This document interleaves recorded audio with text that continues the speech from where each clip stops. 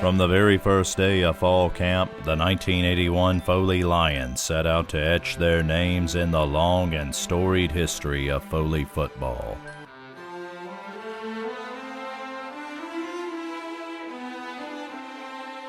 It was a history that was all too real to the players on this team.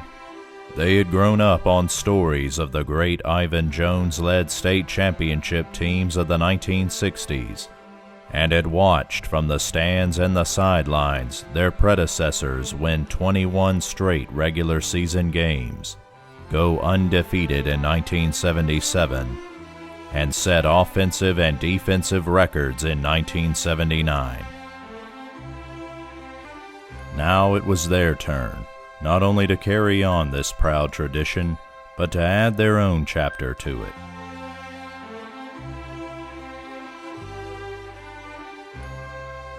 During the long and rugged two-a-day practices of early August, neither player nor coach could imagine just how great a chapter they would write, how unique their story would be, how indelible a mark they would make.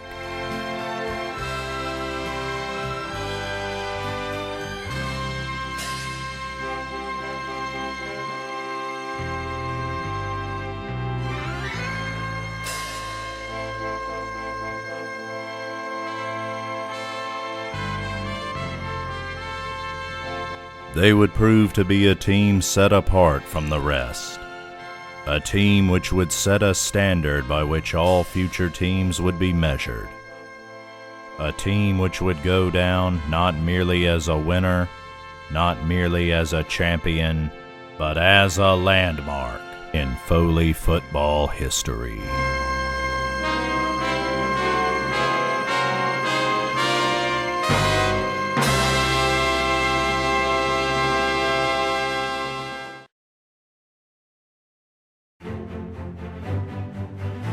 The Lions' road to history began on August 27th against their old rivals, the Robertsdale Golden Bears.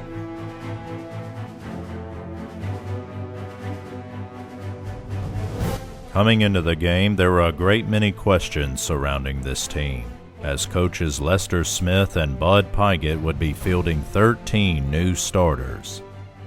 With 8 of those new starters coming on offense, much of the attention would be focused on them, particularly new starting quarterback Lewis Dean.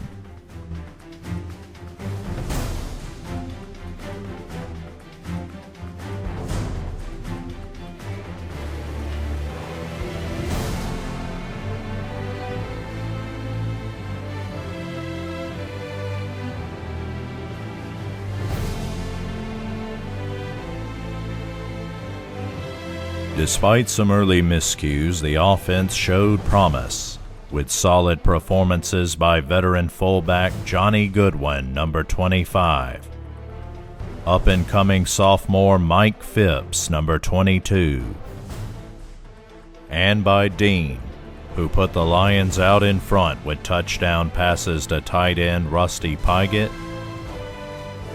and wide receiver Vince Snowden.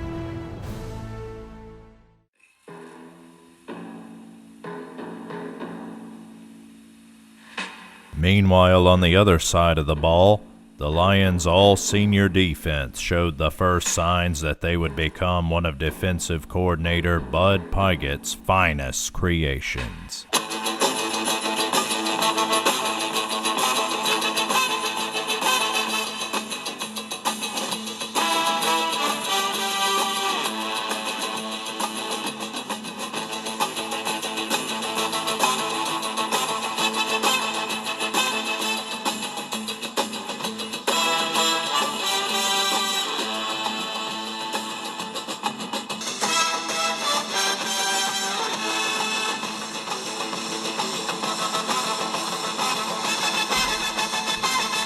In addition to shutting the Bears out, the defense would add 2 scores to the Lions' total themselves, with Johnny Goodwin pulling double duty at middle linebacker, returning a Britton Cooper interception 37 yards to put the Lions up by 19.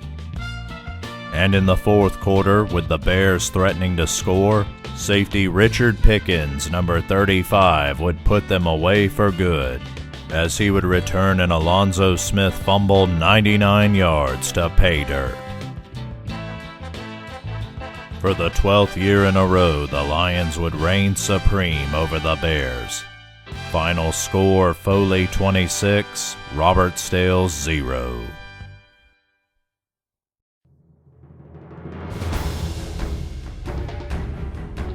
Week 2 would find the Lions back home, playing host to the Shaw Rebels of Mobile.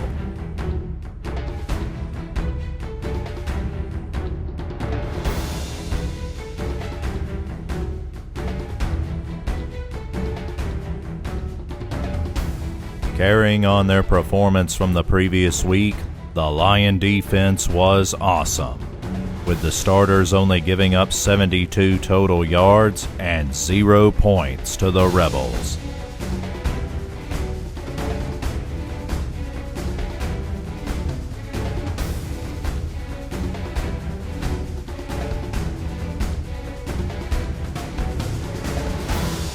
They would continue to add to their takeaway total as well, with interceptions by linebackers Johnny Garris and Joe Morin, and cornerback Artis Roper, number 32.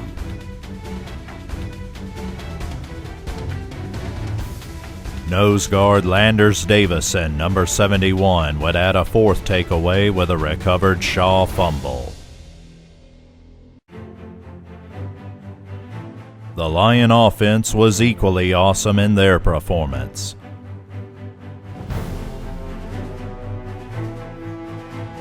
With the penalties and miscues from the first game held to a minimum, the Lions' wishbone attack would roll up a whopping 298 total yards.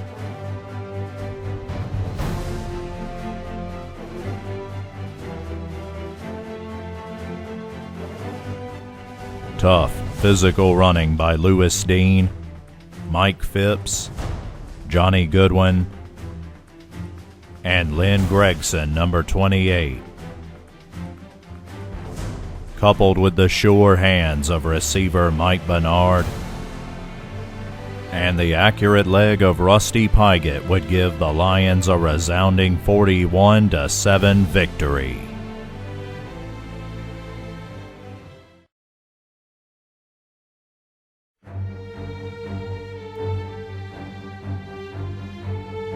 The Lions would play host to the McGill Tulane Yellow Jackets in Week 3.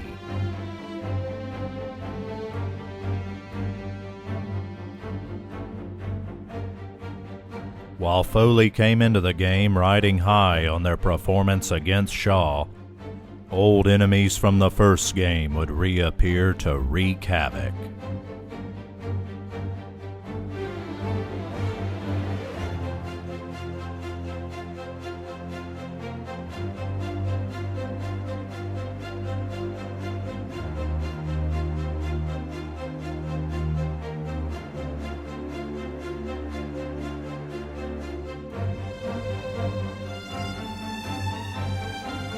The combination of miscues, penalties, and a stout performance by McGill resulted in the Lions being down 28-6. As the third quarter drew to a close, the Lions' fate appeared to be sealed when Lewis Dean threw his second interception of the night to McGill's Darren Wilson. But Dean would immediately redeem himself, as his jarring tackle would knock the ball into the hands of Lynn Gregson.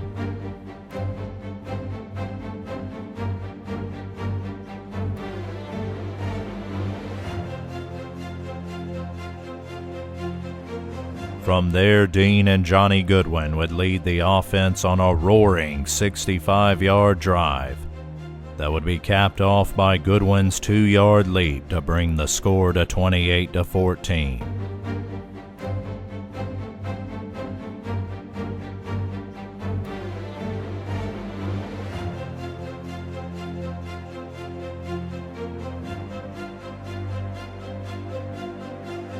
Midway through the fourth, after forcing the Yellow Jackets to punt, the Lions would get the ball back on their own 20-yard line. Once again, the offense would engineer a gallant drive that would be capped off by Dean hitting Rusty Pygott from 21 yards out to bring the Lions within 6.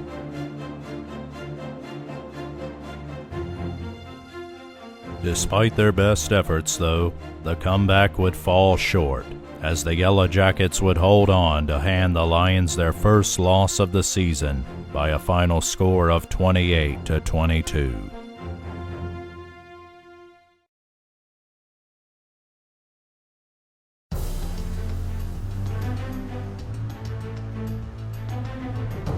Week 4 would mark the opening of region play, and would also mark the Lions' first chance at revenge as they played host to the Lions of Williamson High School.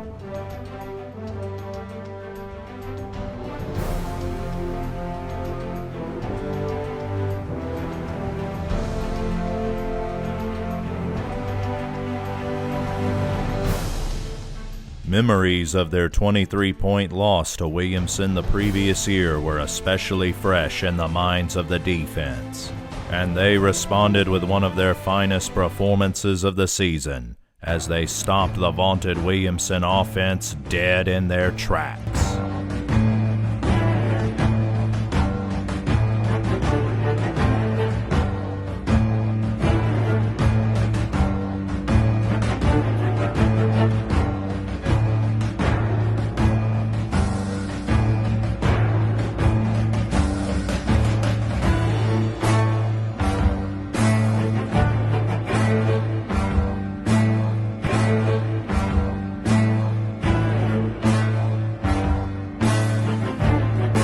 From the dominant pass rush of linemen Landers Davison, Byron Bird, Arthur Adams, Larry Blackman, and newcomer Johnny Adams, number 93.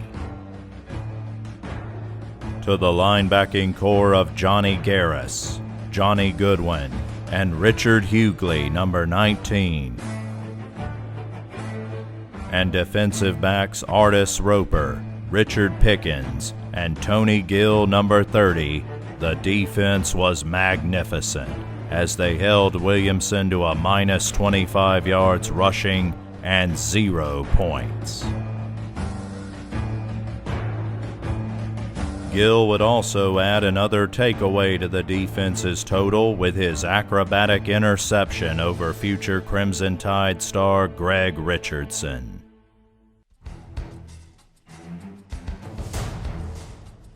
On offense, the nagging problems would continue as the Lions would fumble 8 times in this game.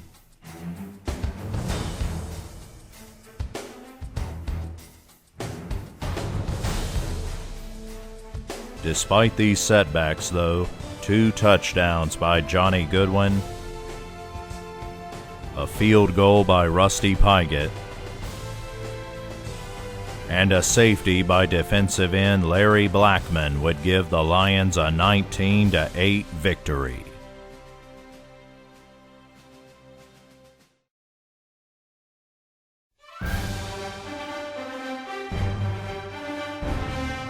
Week 5 would find the Lions hosting the Mary Montgomery Vikings.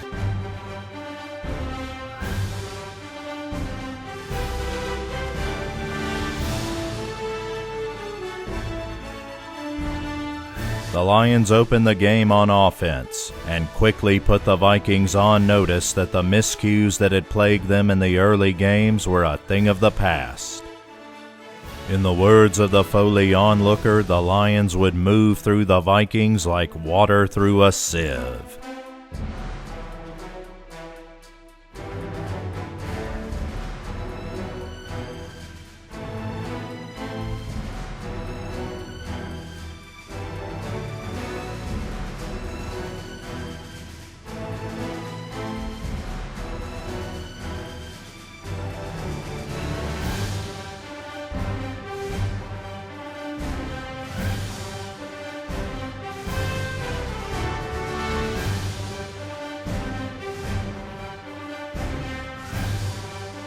All in all, 5 members of the offense found their way into the end zone. including Lewis Dean, Lynn Gregson, receiver Sammy Miner, reserve quarterback Lewis Wilson, and reserve halfback Lowell Shell.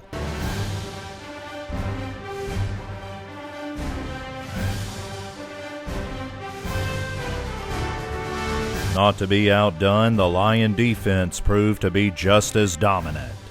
As for the fourth time in the season, the starters would yield 0 points to the opposition.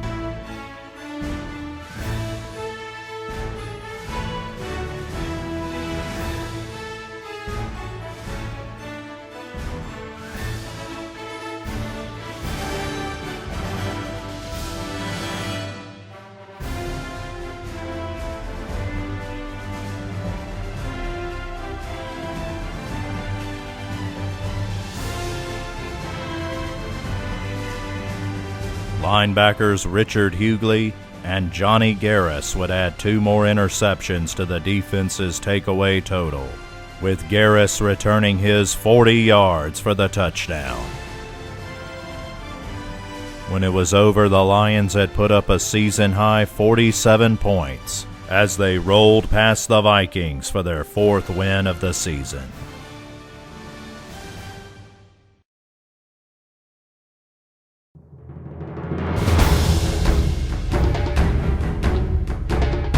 The Lions would go back on the road in Week 6 to take on the undefeated Escambia County Blue Devils.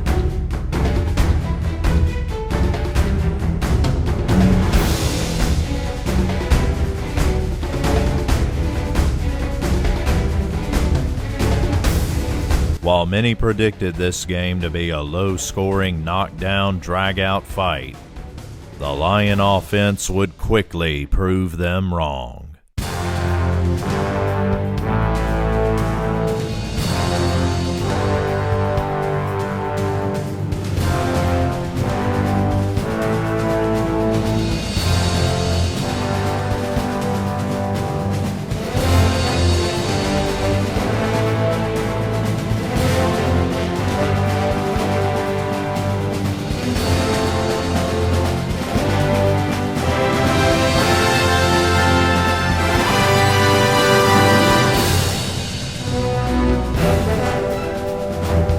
Behind the dominant blocking of offensive linemen Tom Gent, Ken Crossland, Philip Barton, Ronnie Weeks, and Doug Lipscomb, the Lions would surprise friend and foe alike as their 3-pronged ground attack of Dean, Goodwin, and Gregson would roll up 184 yards on 38 attempts, with all 3 scoring a touchdown.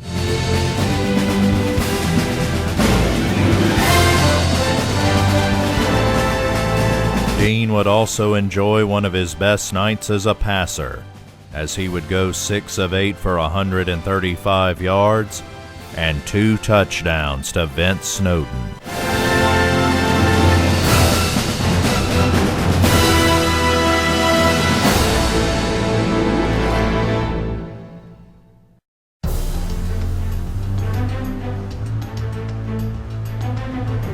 The Lion defense was equally surprising and equally dominant.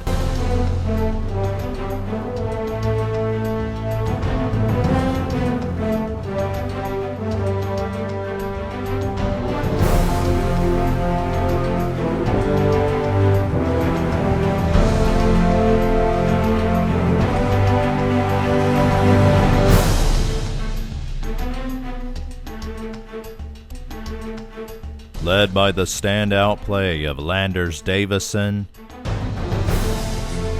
Byron Bird, number 68, Arthur Adams, number 74, and Larry Blackman, number 89. They would hold the Blue Devils to minus 16 yards rushing, rack up 8 sacks on quarterback Carl Ward,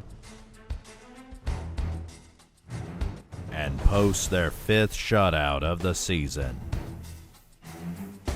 Cornerback Tony Gill would also add another takeaway to the defense's total with his 2nd interception of the season. When it was all over, the Lions had claimed a 33-0 victory and had taken the lead in the race for the Region 2 championship.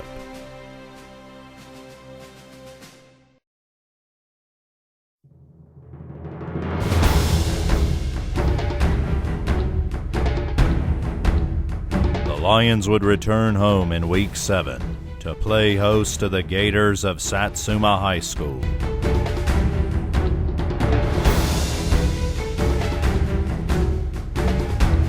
Like with Williamson, memories of their surprise shutout loss to the Gators the previous year were still fresh in their minds.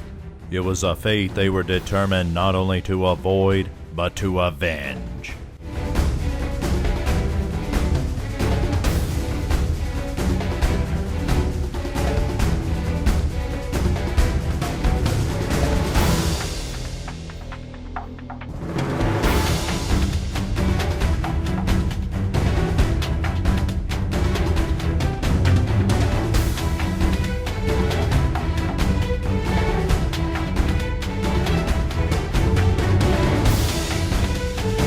The first half belonged to the defenses, as neither offense seemed capable of breaking through to the end zone.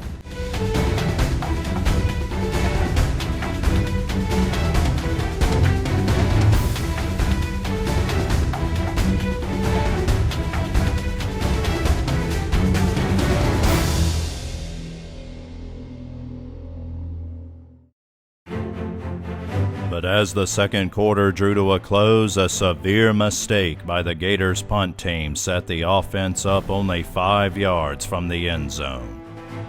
The Lions would capitalize on the very next play as Lewis Dean would take the ball to the right, reverse his field, and stroll in for the go-ahead touchdown. On the first play of the Gators' ensuing drive, quarterback Arthur Chambliss would fumble the ball into the hands of Landers Davison. And 3 plays later, Dean would hit Rusty Pygott from 17 yards out to put the Lions up by 14. Midway through the third quarter, a third and final mistake would seal the Gators' fate, as another botched punt set the Lion offense up on the 10-yard line. And 3 plays later, Dean would hit Pygott for his 2nd touchdown of the night. In desperation, the Gators would take to the air in their attempt at a comeback. But each time they would be turned away as Johnny Goodwin, Artis Roper, and Richard Pickens added 3 more interceptions to the defense's takeaway total.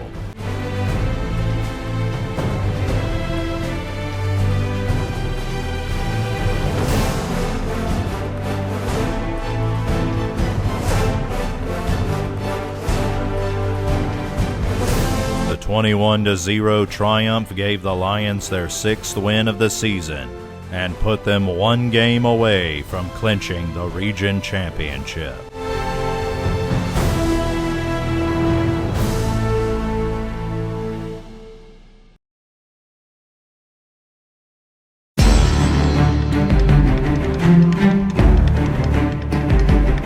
The Lions would go back on the road in Week 8, this time traveling to Simmons Field for their annual matchup with their arch rivals, the Bay Minette Tigers.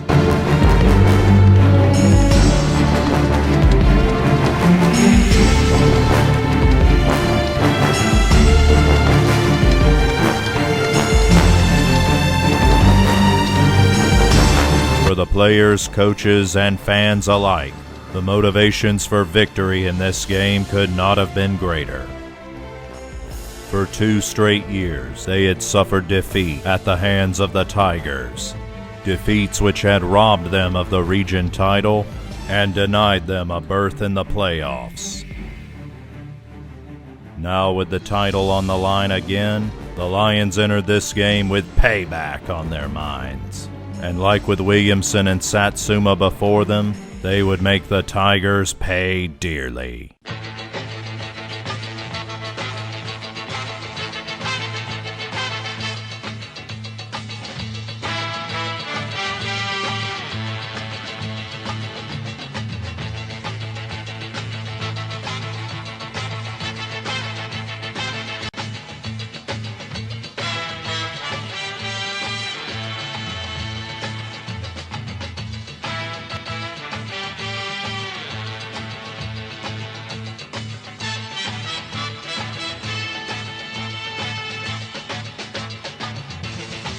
With Landers Davison leading the charge, the Lion defenders were totally dominating, limiting the Tiger offense to a mere total of 9 yards and 0 points.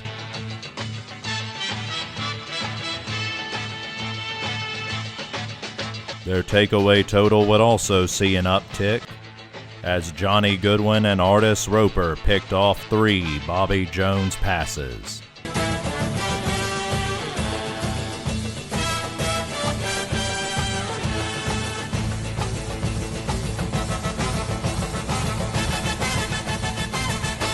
But the real star of the show was Lewis Dean.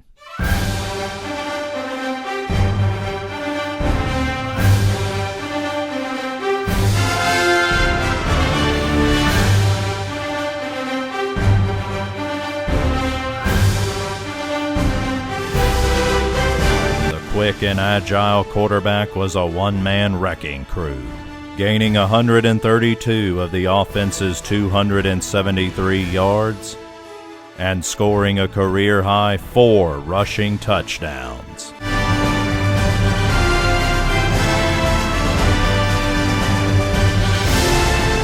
When the clock struck 0, the Lions had claimed a 25-0 victory and clinched their first region championship since 1977.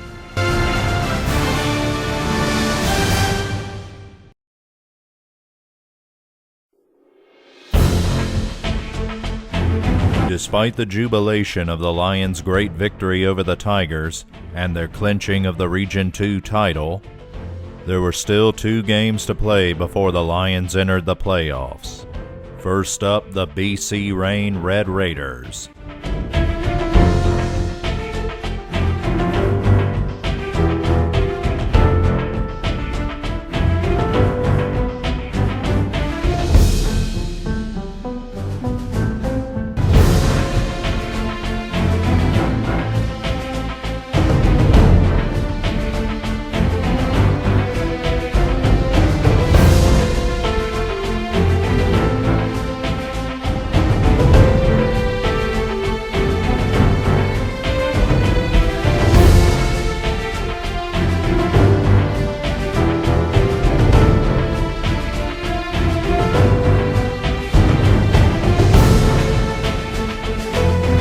With the region title in their grasp, the Lions found it difficult to get up for the lowly Raiders.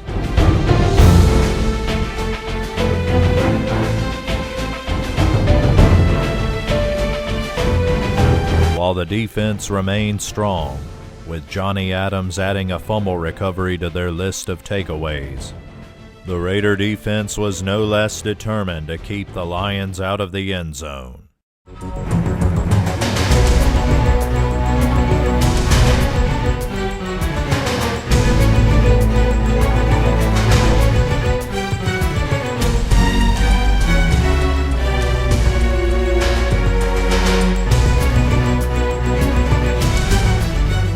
Despite a somewhat lackluster performance, the Lions managed to get on the board first with Lewis Dean's 14-yard touchdown. In the second quarter, the offense turned to Johnny Goodwin, who put the Lions up by 2 scores at halftime. After a scoreless third quarter, a costly mistake by the Raiders' punt team would set the Lions up on the Raider 27-yard line. 7 plays later, Dean would deliver the knockout blow with his 4-yard touchdown. While the Raiders were able to muster a late touchdown drive, it was too little too late, as the Lions would go on to win 21-6 and improve their record to 8-1.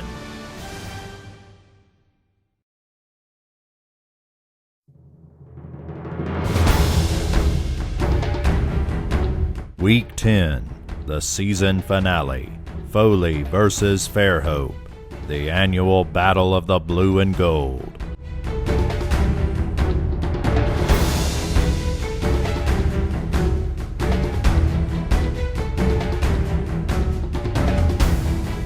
For the Lions, victory in this game would cap off an incredible regular season, which had seen the Lions' defensive starters give up only 5 touchdowns in 9 games,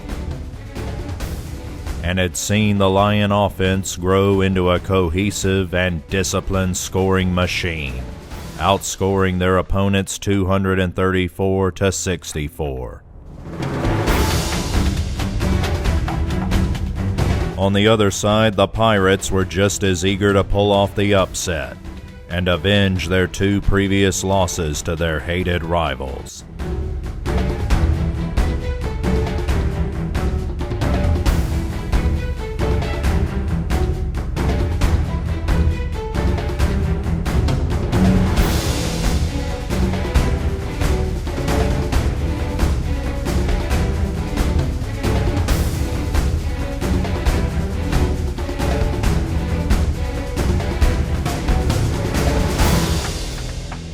After a ferocious defensive battle for most of the first quarter, the Lion offense began a march from their own 25-yard line.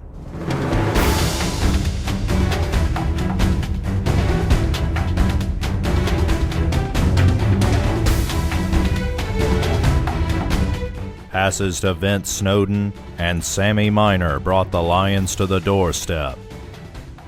And on the first play of the second quarter, Lewis Dean would take it in from 3 yards out to put the Lions up by 7. But the Pirates came right back, mounting a 67-yard drive that was capped off by quarterback Craig Garner's 23-yard touchdown to Johnny Jackson. A missed extra point would keep the Lions in the lead by 1. But as the first half expired, Fairhope's Jimbo McConnell would boot a 38-yard field goal. And for the first time since the McGill game, the Lions trailed their opponents at halftime. The Pirates' lead would be short-lived, however, as on the first play of the second half, Dean would take the ball to the right, break 5 tackles, and outrun the 6th on his way to the end zone.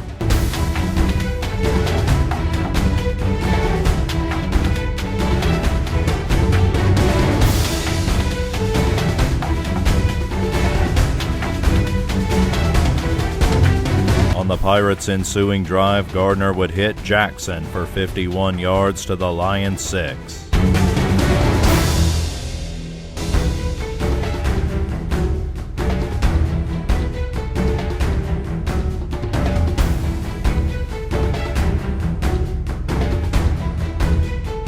After 3 attempts by Elijah Grant got them to the 3-yard line, Gardner would take the ball to the left, but was stopped cold by the Lion defense.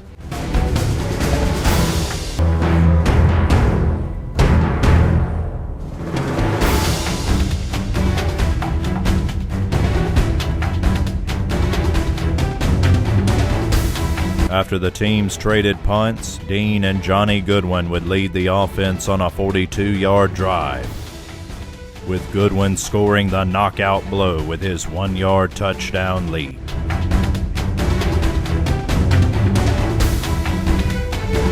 The Pirates tried to stage a comeback, but each time would be turned away by the Lions' stout defense. For the 3rd year in a row, the Lions reigned supreme over the Pirates by a final score of 19-9. But as the Lions celebrated, they could not have expected their finest hour was yet to come.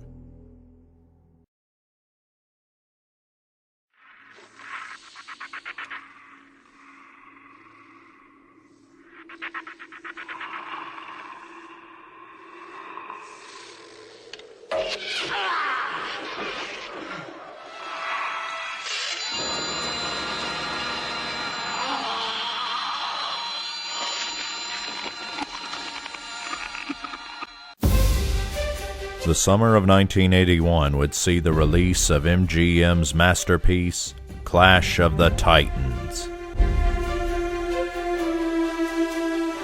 The epic retelling of the Greek myth of Perseus played to sell-out crowds all over the country.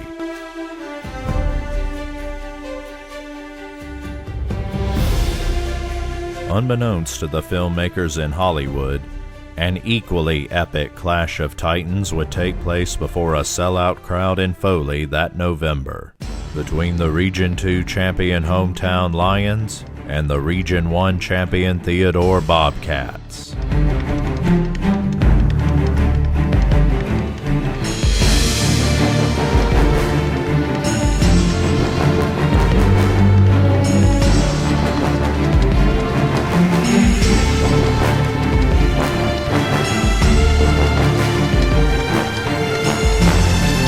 While the Lions had been in high-stakes games before, there was something greater at stake in this game than any that had come before it. Victory would not only continue the Lions' quest for a state title, but would add their names to the history books forever as the first Foley team to win a playoff game.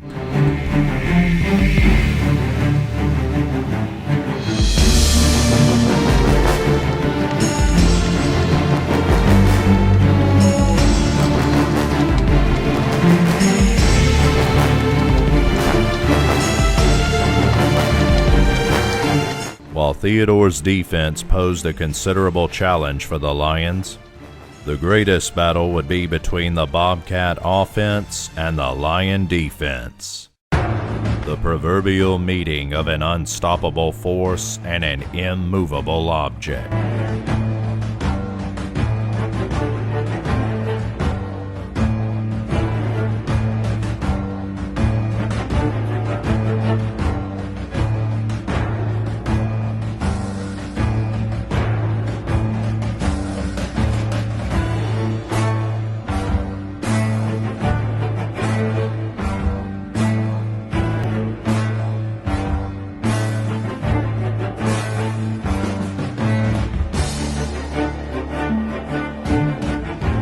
Despite Theodore having 4 future Division I players on their side, the Lions more than held their own against the vaunted Bobcat offense. With the first quarter drawing to an end and both teams still scoreless, return man Tony Gill would set the Lions up in great field position with a superb 44-yard punt return.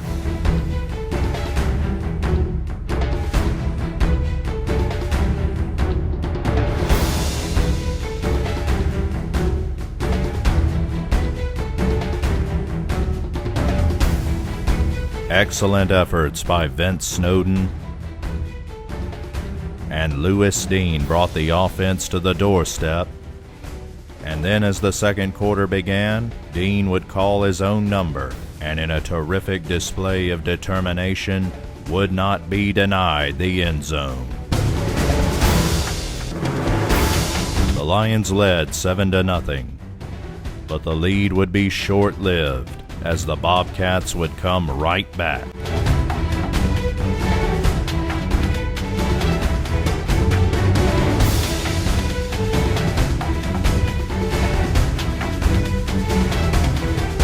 Led by quarterback Greg Connor and receiver Lionel Alston, the Cats would mount a 65-yard drive that was capped off by Connor's 9-yard touchdown to Alston to tie the game at 7. On the ensuing drive, a costly error by the Lions would set the Bobcats up to potentially steal the lead.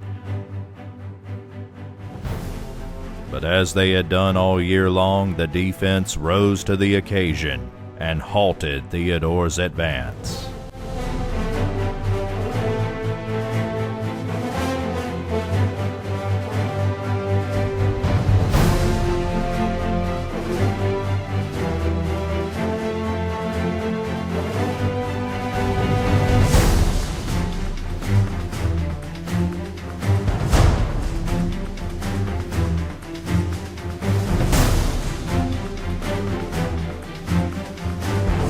game appeared to be heading to halftime with the score tied.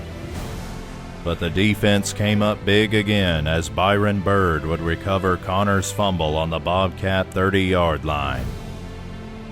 With less than 30 seconds to play, the Lions would go for it all as Dean would launch a Hail Mary toward the end zone. Bobcat safety Cassius Leslie went up for the interception, but instead deflected the ball right into the sure hands of Rusty Pygott. Pygott's clutch catch put the Lions up 14-7 at halftime.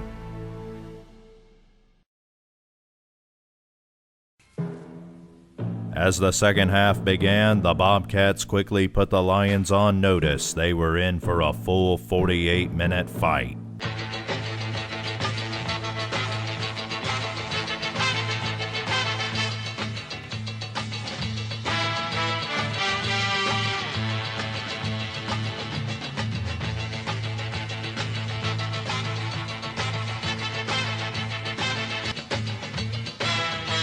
The Cats would march 64 yards in 8 plays. Running back Robert Robertson would cap the drive off by going in from 3 yards out to tie the game at 14. As Theodore had used their ground attack to tie the game, Foley would turn to theirs to retake the lead.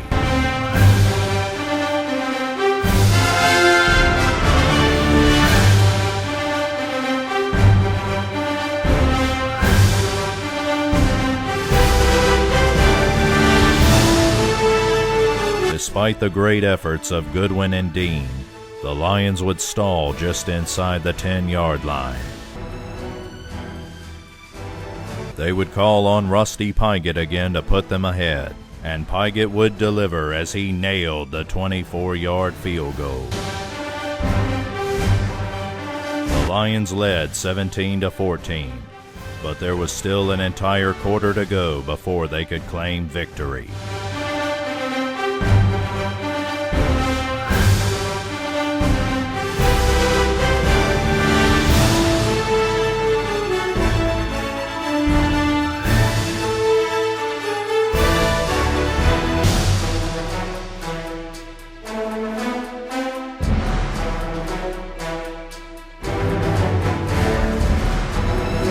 The third quarter ended with the Bobcats knocking on the door. But on the first play of the fourth, they would be turned away by Richard Pickens' brilliant interception.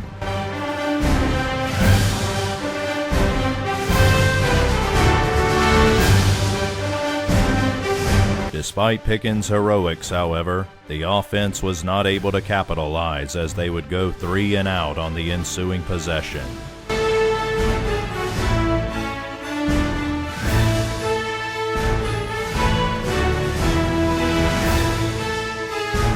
After a short punt, the Bobcats again appeared to be heading to take the lead.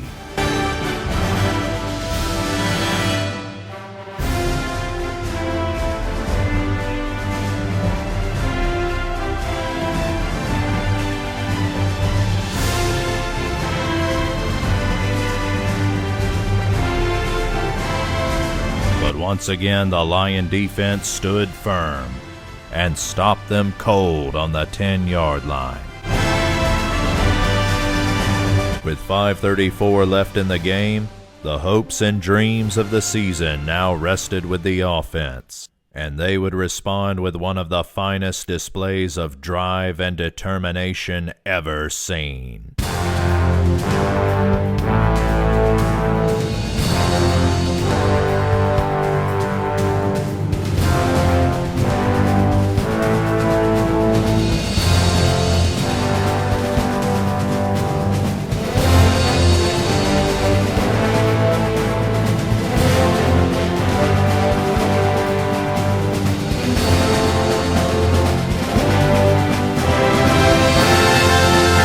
Behind the superb blocking of Ronnie Weeks, Ken Crossland, Doug Lipscomb, Tom Gent, Philip Barton, Mike McVicker, Lynn Gregson, Rusty Pygott, and Vince Snowden, and the determined running of Johnny Goodwin and Lewis Dean, the Lions would grind out 4 critical first downs.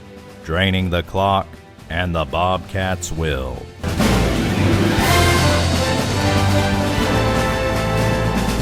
With one final kneel down, the 81 Lions sealed their place in history forever, as only the fourth Foley team to win 10 games in a season and the first to win a playoff game.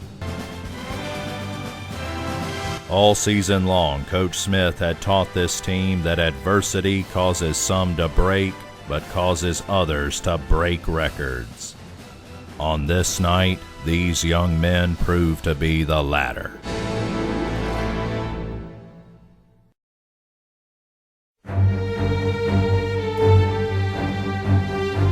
Fresh off their historic first-round victory over the Theodore Bobcats, the Lions hope to continue the magic of their season in the second round against the Northview Cougars.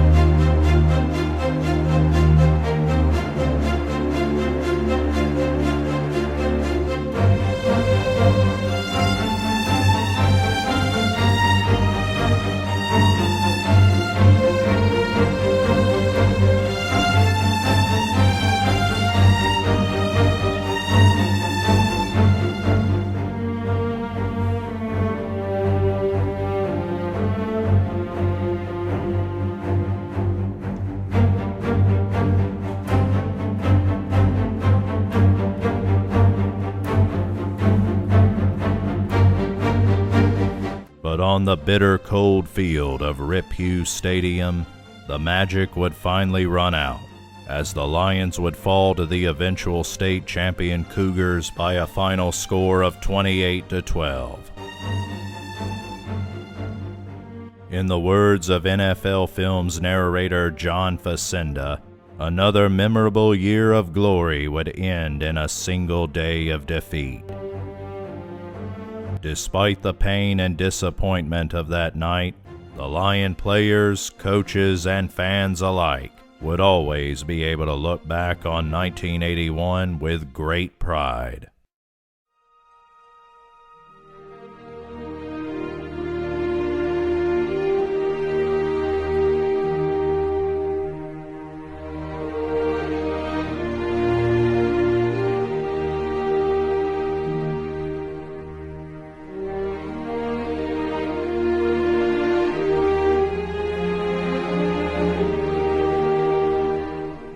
The thing that stands out the most to me is the fact that we were ignorant to the fact that we were supposed to be underdogs. We had put so much work into the season that we felt like we could have played with anybody. And I think the fact that we was a cohesive group from kindergarten to our senior year actually played a huge role in us being not just great players, great teammates, but a band of brothers.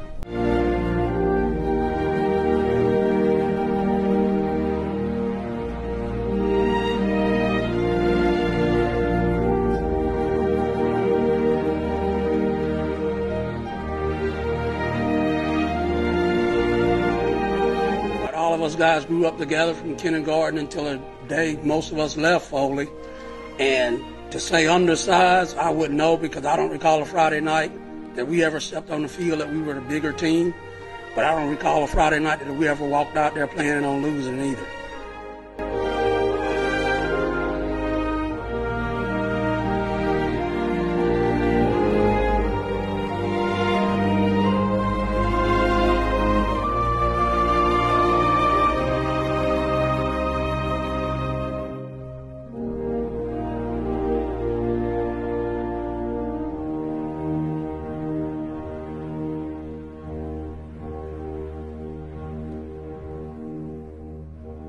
We were undersized and probably not as athletic by far, but I think We had the biggest heart, and we didn't know anything other than fight. And we were led by some great coaches, and we went into every game thinking we were going to win.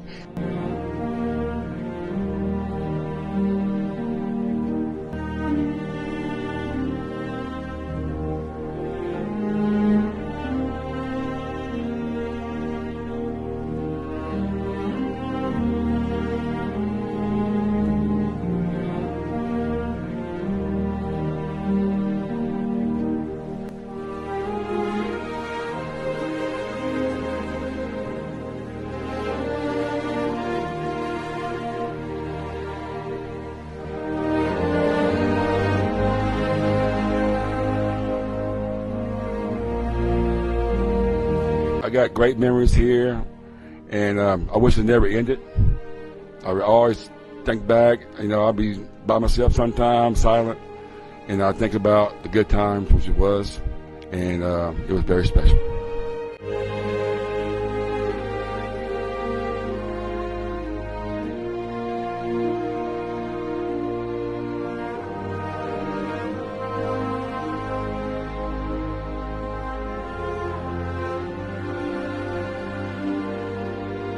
I don't think I ever walked out on the field that I had any doubt or reservation that we were going to win. If we gave 100%, we're going to win.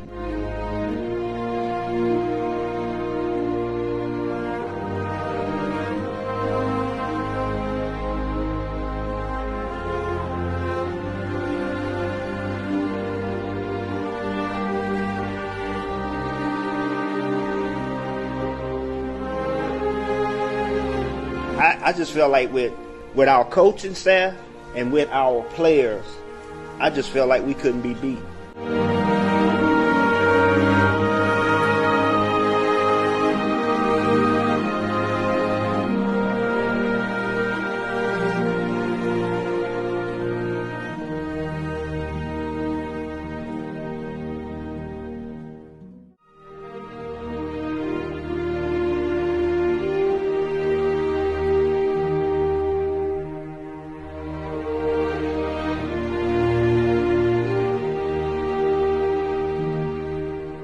And that's what I appreciate about it. And just the ability just to go on every day as we go work and be successful in our lives, that we still can pull out something in our life that we know that y'all have taught us. That's what my story is about. A great team, a great coaches, and just a successful life.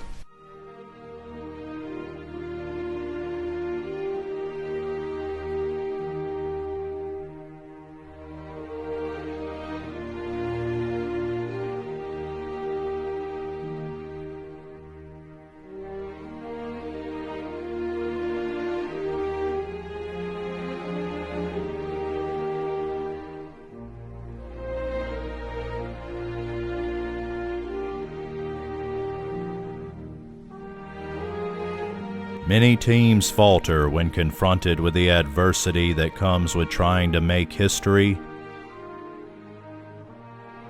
But the 1981 Foley Lions will always be remembered as a team that faced that adversity and triumphed.